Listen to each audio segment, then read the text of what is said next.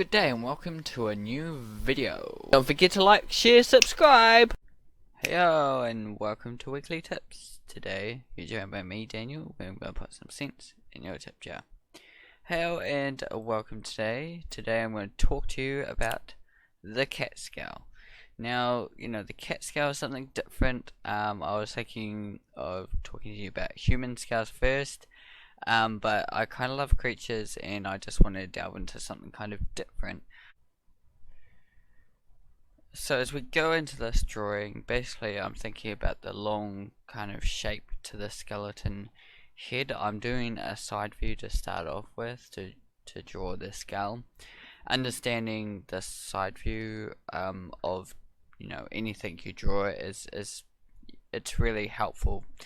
To start off with, it is the easiest thing to kind of draw a side view of a character or a side view of a person or a skull, anything.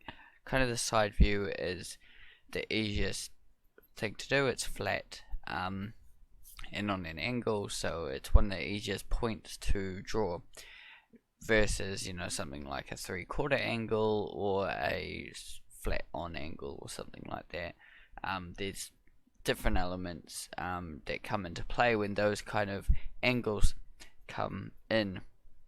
So yeah, doing it and understanding how to draw it in side view helps really a lot when you're starting off learning to draw something. And yeah, I'm doing the parts here. I've got the two parts. I've got the skull and then I've got the jaw part I'm drawing as well.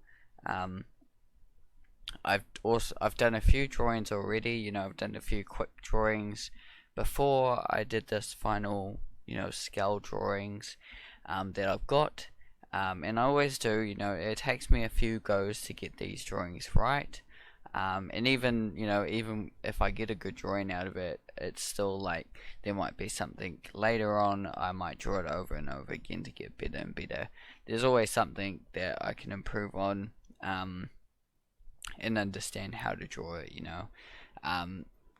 Yeah, so feel free to look online for side views of cat scales.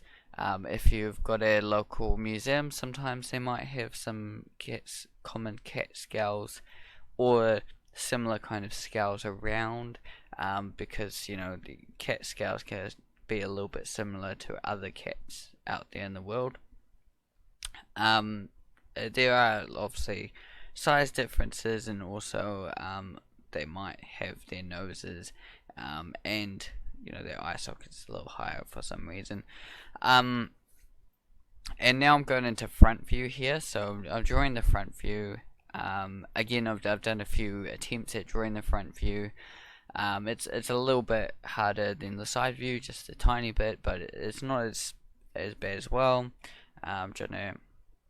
I was trying to figure out where to put these eye sockets properly, how to fit them in properly, whether they're the same or the right size eye sockets. I mean, that's something that comes up with drawing human skulls as well, drawing the human eyes big enough or too small. It's the same thing for drawing other skeletons. If you make the skeleton eyes too big, then it doesn't make sense and doesn't fit in. I mean, understanding all this stuff does take time, and it does take a lot of drawings and understanding and all that stuff. It takes me a while. I draw. I've drawn heaps of cats and things like that, and I do draw skeletons and try and draw other pieces and bits and pieces that help me to understand a little bit more about what's going on with my characters and creatures that I'm creating. So understanding those things does help. Yeah, and I've noticed like this funny kind of shape in the mouth of the cat. It's kind of smiling in a way. It's like a smiling shape that's in the center of the actual cat's mouth.